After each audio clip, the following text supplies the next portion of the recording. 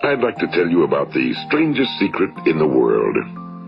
Some years ago, the late Nobel Prize-winning Dr. Albert Schweitzer was being interviewed in London, and a reporter asked him, "Doctor, what's wrong with men today?" And the great doctor was silent a moment, and then he said, "Men simply don't think." It's about this that I want to talk with you. We live today in a golden age. This is an era that man has looked forward to, dreamed of, and worked toward for thousands of years. But since it's here, we pretty well take it for granted. We in America are particularly fortunate to live in the richest land that ever existed on the face of the earth, a land of abundant opportunity for everyone. But do you know what happens? Well, let's take 100 men who start even at the age of 25. Do you have any idea what will happen to those men by the time they're 65? These 100 men who all start even at the age of 25 believe they're going to be successful. If you ask any one of these men if he wanted to be a success, he'd tell you he did. And you'd notice that he was eager toward life, that there was a certain sparkle to his eye, an erectness to his carriage, and life seemed like a pretty interesting adventure to him. But by the time they're 65, 1 will be rich. 4 will be financially independent. 5 will still be working. 54 will be broke. Now think a moment. Out of the 100, only 5 make the grade. Now why do so many fail? What has happened to the sparkle that was there when they were 25? What's become of the dreams, the hopes, the plans? And why is there such a large disparity between what these men intended to do and what they actually accomplished? When we say about 5% achieve success, we have to define success. And here's the best definition I've ever been able to find. Success is the progressive realization of a worthy ideal. If a man is working toward a predetermined goal and knows where he's going, that man is a success. If he's not doing that, he's a failure.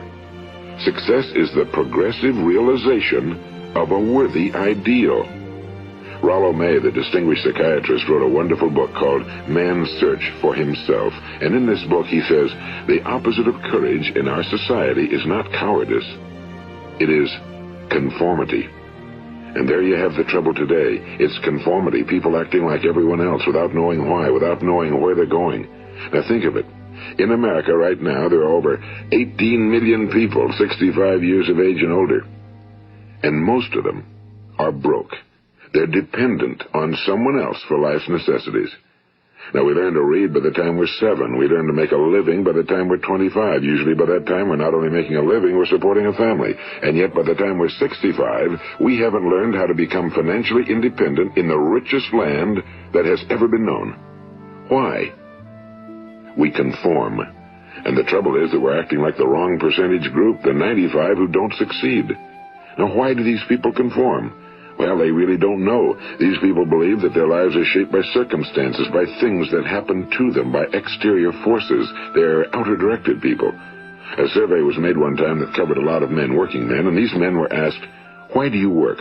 Why do you get up in the morning?" 19 out of 20 had no idea. If you ask them, they'll say, well, everyone goes to work in the morning, and that's the reason they do it, because everyone else is doing it. Now let's get back to our definition of success. Who succeeds? The only person who succeeds is the person who is progressively realizing a worthy ideal. He's the person who says, I'm going to become this, and then begins to work toward that goal. I'll tell you who the successful people are. A success is the school teacher who's teaching school because that's what he or she wants to do. The success is the woman who's a wife and mother because she wanted to become a wife and mother and is doing a good job of it. The success is the man who runs the corner gas station because that was his dream. That's what he wanted to do. The success is the successful salesman who wants to become a top-notch salesman and grow and build with his organization. A success is anyone who is doing deliberately a predetermined job because that's what he decided to do deliberately. But only 1 out of 20 does that. That's why today there isn't really any competition unless we make it for ourselves. Instead of competing, all we have to do is create. You know, for 20 years, I looked for the key which would determine what would happen to a human being. Was there a key I wanted to know which would make the future a promise that we could foretell to a large extent? Was there a key that would guarantee a person's becoming successful if he only knew about it and knew how to use it? Well, there is such a key, and I've found it. Have you ever wondered why so many men work so hard and honestly without ever achieving anything in particular, and others don't seem to work hard and yet seem to get everything? They seem to have the magic touch. You've heard them say that about someone. Everything he touches turns to gold. And have you ever noticed that a man who becomes successful tends to continue to become successful? And on the other hand, have you noticed how a man who's a failure tends to continue to fail? Well, it's because of goals. Some of us have goals, some don't. People with goals succeed because they know where they're going. It's that simple. Think of a ship leaving a harbor, and think of it with the complete voyage mapped out and planned. The captain and crew know exactly where it's going and how long it'll take. It has a definite goal. Now, 9,999 times out of 10,000, it will get to where it started out to get. Now, let's take another ship, just like the first, only let's not put a crew on it or a captain at the helm. Let's give it no aiming point, no goal, no destination. We just start the engines and let it go. I think you'll agree with me that if it gets out of the harbor at all, it will either sink or wind up on some deserted beach, a derelict. It can't go anyplace because it has no destination and no guidance, and it's the same with a human being. Take the salesman, for example. There's no other person in the world today with the future of a good salesman. Selling is the world's highest paid profession, if we're good at it and if we know where we're going. Every company needs top-notch salesmen, and they reward those men. The sky's the limit for them. But how many can you find? Someone once said the human race is fixed, not to prevent the strong from winning, but to prevent the weak from losing. The American economy today can be likened to a convoy in time of war. The entire economy is slowed down to protect its weakest link, just as the convoy had to go at the speed that would permit its slowest vessel to remain in formation. That's why it's so easy to make a living today. It takes no particular brains or talent to make a living and support a family today. So we have a plateau of so-called security, if that's what a person's looking for. But we do have to decide how high above this plateau we want to aim. Now let's get back to the strangest secret in the world, the story that I wanted to tell you today. Why do men with goals succeed in life and men without them fail? Well, let me tell you something which, if you really understand it, will alter your life immediately. If you understand completely what I'm going to tell you from this moment on, your life will never be the same again. You will suddenly find that good luck just seems to be attracted to you. The things you want just seem to fall in line, and from now on you won't have the problems, the worries, the gnawing lump of anxiety that perhaps you've experienced before. Doubt, fear, well, they'll be things of the past. Here's the key to success and the key to failure. We become what we think about. Now let me say that again. We become what we think about. Throughout all history, the great wise men and teachers, philosophers and prophets have disagreed with one another on many different things. It's only on this one point that they are in complete and unanimous agreement. Listen to what Marcus Aurelius, the great Roman emperor, said. A man's life is what his thoughts make of it. Disraeli said this, everything comes if a man will only wait. I've brought myself by long meditation to the conviction that a human being with a settled purpose must accomplish it, and that nothing can resist a will that will stake even existence for its fulfillment. Ralph Waldo Emerson said this, a man is what he thinks about all day long. William James said, the greatest discovery of my generation is that human beings can alter their lives by altering their attitudes of mind. And he also said, we need only in cold blood act as if the thing in question were real, and it will become infallibly real by growing into such a connection with our life that it will become real. It will become so knit with habit and emotion that our interest in it will be those which characterize belief. And he also said, if you only care enough for a result, you will almost certainly attain it. If you wish to be rich, you will be rich. If you wish to be learned, you will be learned. If you wish to be good, you will be good. Only you must then really wish these things and wish them exclusively, and not wish at the same time 100 other incompatible things just as strongly. In the Bible, you read in Mark 9:23, if thou canst believe, all things are possible to him that believeth. My old friend Dr. Norman Vincent Peale put it this way, this is one of the greatest laws in the universe. Fervently do I wish I had discovered it as a very young man. It dawned upon me much later in life, and I found it to be one of the greatest, if not my greatest discovery outside of my relationship to God. The great law, briefly and simply stated, is that if you think in negative terms, you will get negative results. If you think in positive terms, you will achieve positive results. That is the simple fact, he went on to say, which is at the basis of an astonishing law of prosperity and success. In 3 words, believe and succeed. William Shakespeare put it this way: our doubts are traitors and make us lose the good we oft might win by fearing to attempt. George Bernard Shaw said, people are always blaming their circumstances for what they are. I don't believe in circumstances. The people who get on in this world are the people who get up and look for the circumstances they want, and if they can't find them, make them. Well, it's pretty apparent, isn't it? And every person who discovered this for a while believed that he was the first one to work it out. We become what we think about. Now, it stands to reason that a person who's thinking about a concrete and worthwhile goal is going to reach it, because that's what he's thinking about, and we become what we think about. Conversely, the man who has no goal, who doesn't know where he's going, and whose thoughts must therefore be thoughts of confusion and anxiety and fear and worry, becomes what he thinks about. His life becomes one of frustration and fear and anxiety and worry. And if he thinks about nothing, he becomes nothing. Now, how does it work? Why do we become what we think about? Well, I'll tell you how it works as far as we know. Now, to do this, I want to tell you about a situation that parallels the human mind. Suppose a farmer has some land, and it's good fertile land. Now, the land gives the farmer a choice. He may plant in that land whatever he chooses. The land doesn't care. It's up to the farmer to make the decision. Now, remember, we're comparing the human mind with the land because the mind, like the land, doesn't care what you plant in it. It will return what you plant, but it doesn't care what you plant. Now, let's say that the farmer has 2 seeds in his hand. One is a seed of corn. The other is nightshade, a deadly poison. He digs 2 little holes in the earth, and he plants both seeds, one corn, the other nightshade. He covers up the holes, waters, and takes care of the land, and what will happen? Invariably, the land will return what's planted. As it's written in the Bible, as ye sow, so shall ye reap. Now remember, the land doesn't care. It'll return poison in just as wonderful abundance as it will corn. So up come the 2 plants, one corn, one poison. Now, the human mind is far more fertile, far more incredible and mysterious than the land, but it works the same way. It doesn't care what we plant. Success, failure. A concrete, worthwhile goal, or confusion. Misunderstanding, fear, anxiety, and so on. But what we plant, it must return to us. You see, the human mind is the last great unexplored continent on Earth. It contains riches beyond our wildest dreams. It will return anything we want to plant. Now, you might say, well, if that's true, why don't people use their minds more? Well, I think they figured out an answer to that one, too. Our mind comes as standard equipment at birth. It's free, and things that are given to us for nothing we place little value on. Things that we pay money for, we value. The paradox is that exactly the reverse is true. Everything that's really worthwhile in life came to us free.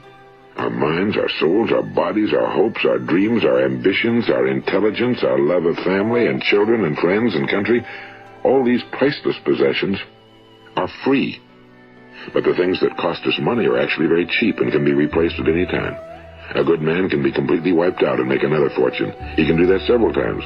Even if our home burns down, we can rebuild it. But the things we got for nothing, we can never replace. The human mind isn't used because we take it for granted. Familiarity breeds contempt. It can do any kind of job we assign to it, but generally speaking, we use it for little jobs instead of big, important ones. Universities have proved that most of us are operating on about 10% or less of our abilities. So decide now, what is it you want?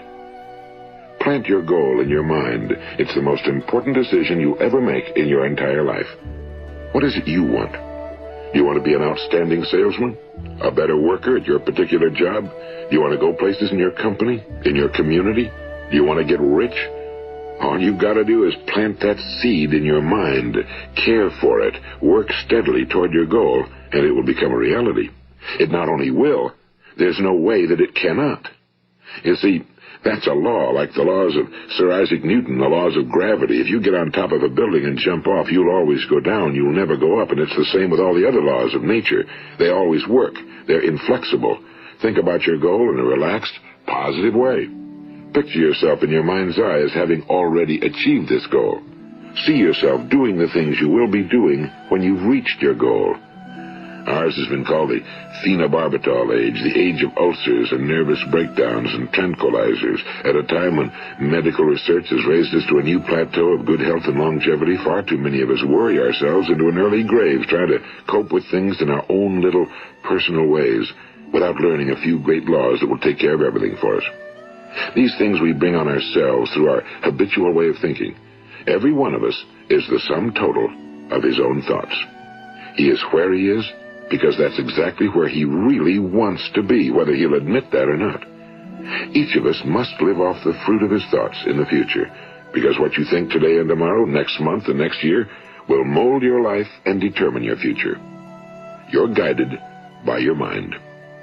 I remember one time I was driving through eastern Arizona, and I saw one of those giant earth-moving machines roaring along the road at about 35 miles an hour with what looked like 30 tons of dirt in it. A tremendous, incredible machine, and there was a little man perched way up on top with the wheel in his hands guiding it. And as I drove along, I was struck by the similarity of that machine to the human mind. Just suppose you're sitting at the controls of such a vast source of energy. Are you going to sit back and fold your arms and let it run itself into a ditch? Or are you going to keep both hands firmly on the wheel and control and direct this power to a specific, worthwhile purpose? It's up to you. You're in the driver's seat. You see, the very law that gives us success is a two-edged sword. We must control our thinking. The same rule that can lead a man to a life of success, wealth, happiness, and all the things he ever dreamed of for himself and his family. That very same law can lead him into the gutter. It's all in how he uses it, for good or for bad. This is the strangest secret in the world. Now, why do I say it's strange, and why do I call it a secret? Actually, it isn't a secret at all. It was first promulgated by some of the earliest wise men, and it appears again and again throughout the Bible, but very few people have learned it, understand it. That's why it's strange, and why for some equally strange reason it virtually remains a secret. I believe that you could go out and walk down the main street of your town and ask one man after another what the secret of success is, and you probably wouldn't run into one man in a month who could tell you. Now, this information is enormously valuable to us if we really understand it and apply it. It's valuable to us not only for our own lives, but the lives of those around us, our families, employees, associates, and friends. Life should be an exciting adventure. It should never be a bore. A man should live fully, be alive. He should be glad to get out of bed in the morning. He should be doing a job he likes to do because he does it well. One time I heard Grove Patterson, the great late editor-in-chief of the Toledo Daily Blade, make a speech, and as he concluded his speech, he said something I've never forgotten. He said, "My years in the newspaper business have convinced me of several things. Among them, that people are basically good, and that we came from someplace, and we're going someplace.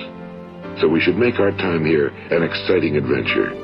The architect of the universe didn't build a stairway leading nowhere."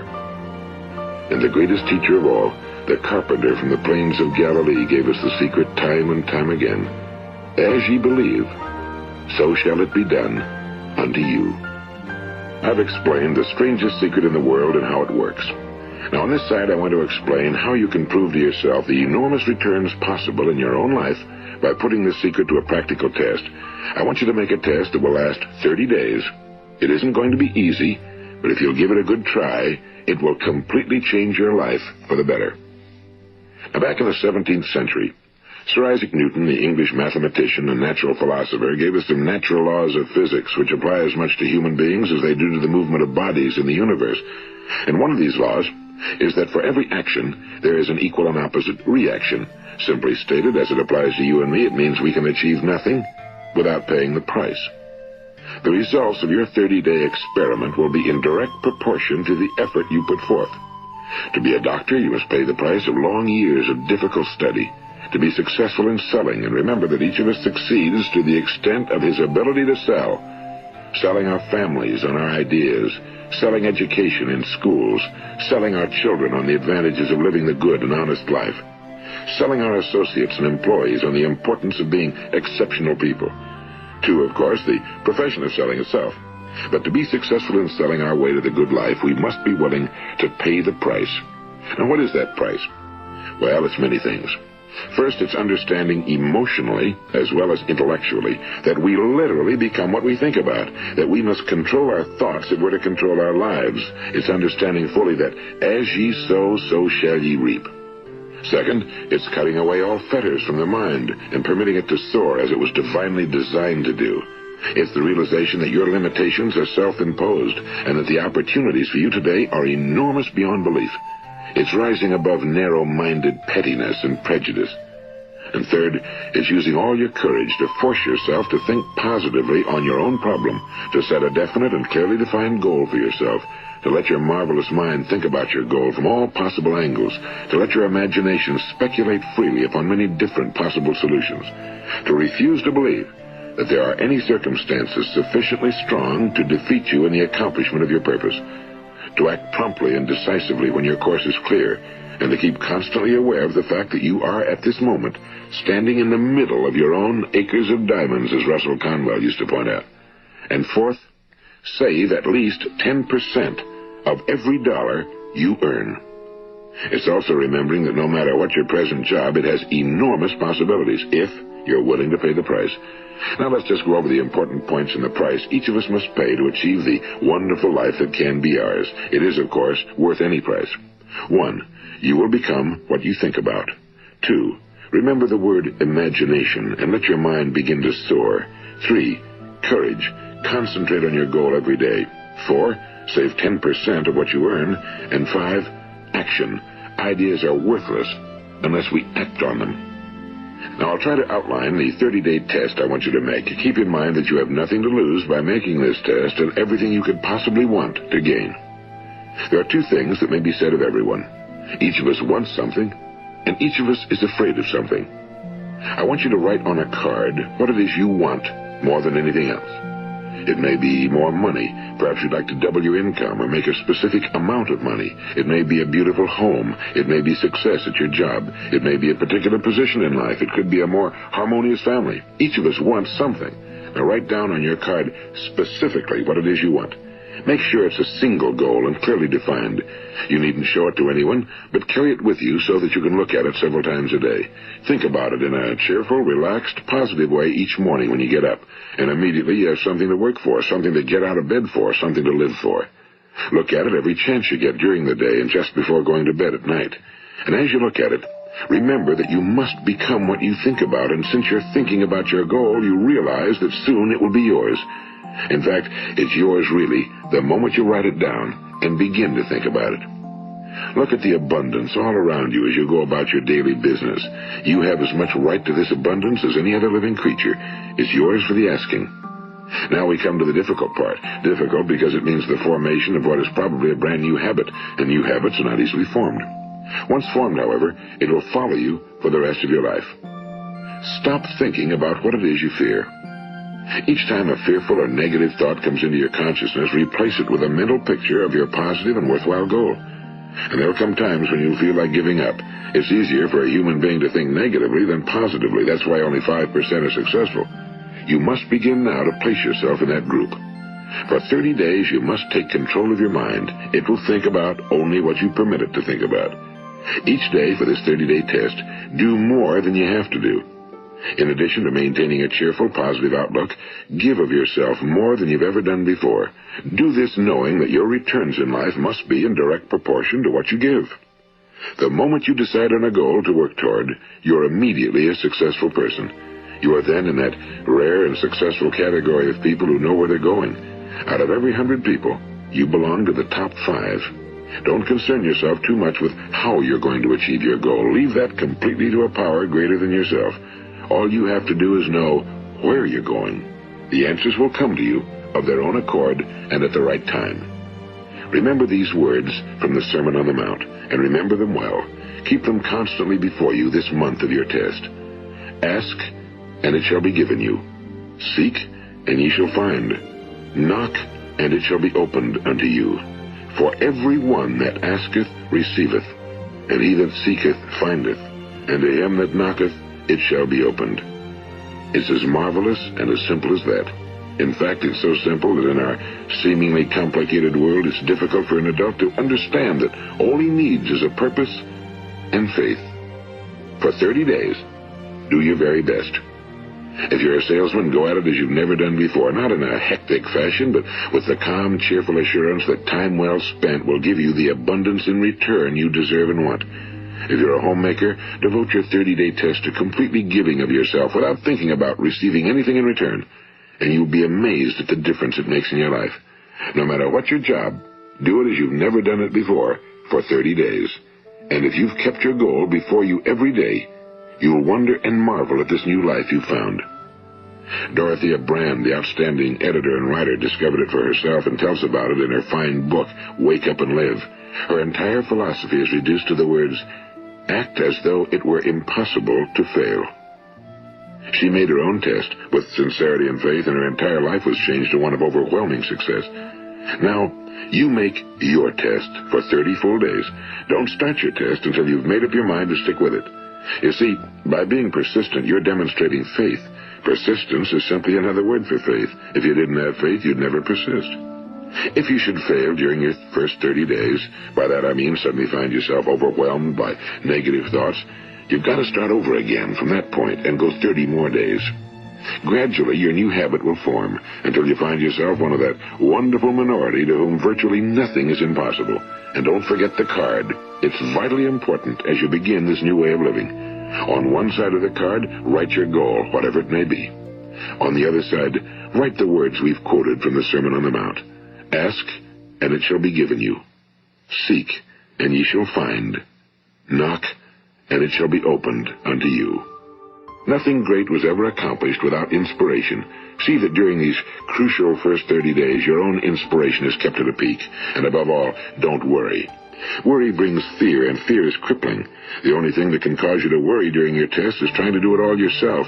Know that all you have to do is hold your goal before you. Everything else will take care of itself. Remember also to keep calm and cheerful. Don't let petty things annoy you and get you off course. Now, since making this test is difficult, some will say, why should I bother? Well, look at the alternative. No one wants to be a failure. No one really wants to be a mediocre individual. No one wants a life constantly filled with worry and fear and frustration. Therefore, remember that you must reap that which you sow. If you sow negative thoughts, your life will be filled with negative things. If you sow positive thoughts, your life will be cheerful, successful, and positive. Now, gradually, you will have a tendency to forget what you've heard on this recording. Play it often. Keep reminding yourself of what you must do to form this new habit. Gather your whole family around at regular intervals and listen to what's been said here. You know, most men will tell you that they want to make money without understanding the law. The only people who make money work in a mint. The rest of us must earn money. This is what causes those who keep looking for something for nothing or a free ride to fail in life. The only way to earn money is by providing people with services or products which are needed and useful. We exchange our time and our product or service for the other man's money. Therefore, the law is that our financial return will be in direct proportion to our service. Now, success is not the result of making money. Making money is the result of success, and success is in direct proportion to our service. Most people have this law backwards. They believe that you're successful if you earn a lot of money. The truth is that you can only earn money after you're successful. It's like the story of the man who sat in front of the stove and said to it, give me heat, and then I'll add the wood. How many men and women do you know, or do you suppose there are today, who take the same attitude toward life? There are millions. We've got to put the fuel in before we can expect heat. Likewise, we've got to be of service first before we can expect money. Don't concern yourself with the money. Be of service, build, work, dream, create. Do this and you'll find there's no limit to the prosperity and abundance that will come to you. Prosperity, you know, is founded upon a law of mutual exchange. Any person who contributes to prosperity must prosper in turn himself. Sometimes the return will not come from those you serve, but it must come to you from someplace, because that's the law. For every action, there is an equal and opposite reaction. As you go daily through your 30-day test period, remember that your success will always be measured by the quality and quantity of service you render, and money is a yardstick for measuring this service. No man can get rich himself unless he enriches others. Now, there are no exceptions to a law. You can drive down any street in America and from your car estimate the service that's being rendered by the people living on that street. Had you ever thought of this yardstick before? It's interesting. Some, like ministers and priests and other devoted people, measure their returns in the realm of the spiritual, but again, their returns are equal to their service. Once this law is fully understood, any thinking person can tell his own fortune. If he wants more, he must be of more service to those from whom he receives his return. If he wants less, he has only to reduce his service. This is the price you must pay for what you want. If you believe you can enrich yourself by deluding others, you can end only by deluding yourself.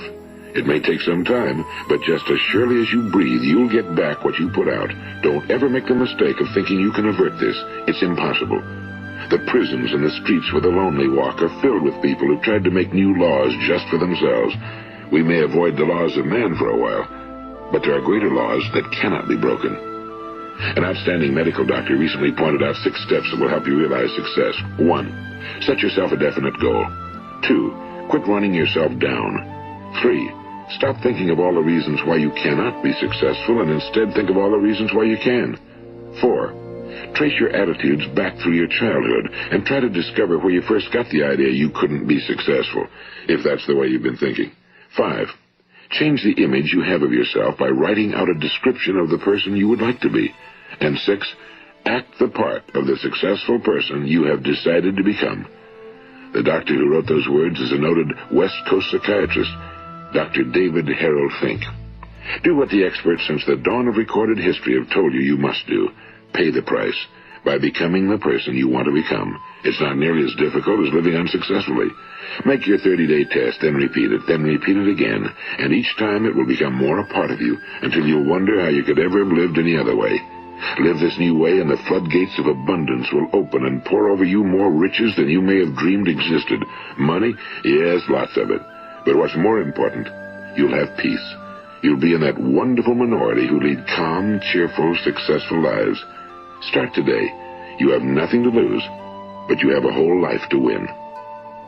This is Earl Nightingale, and thank you. Hey, it's me, Law of Attraction Club. I want to let you know that I have made an awesome library on Patreon that contains many books on the law of attraction, the power of the mind, visualization, hypnosis, money, success, and much more. With our library, you can skip hours of searching for the right book and reading through them. All the resources you need to master the law of attraction are right here in one convenient location, and you will also be supporting this channel. If you want to join the Law of Attraction library, click the link in the description. Thank you.